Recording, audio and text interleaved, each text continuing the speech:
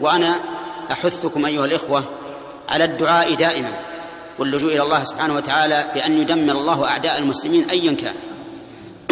احرصوا على هذا الدعاء في السجود وبعد التشهد وفي آخر الليل وبين الأذان والإقامة وفي كل حال، لأن المسلمين مستهدفون من كل إنسان، من كافر يعلن بكفره، ومن منافق يتظاهر بالإسلام وليس بمسلم، ومن فاسق مجرم يتظاهر بأنه عدل وأنه لا يعتدي على أحد.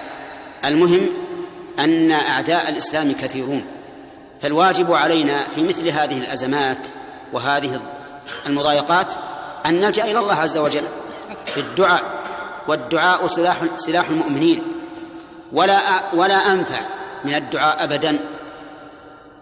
والأسباب المادية الحسية قد اتخذت من غيرنا ليس بأيدينا منها شيء، لكن نحن علينا الدعاء أن الله سبحانه وتعالى ينصر الحق بنا وينصرنا بالحق، ويثبت أقدام جندنا في المعركة ويعينهم على ذلك.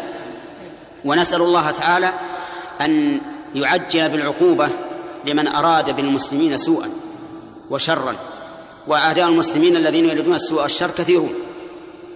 نسأل الله أن يجعل كيدهم في نحورهم وأن لا يهدي كيدهم، فإن الله لا يهدي كيد الخائنين.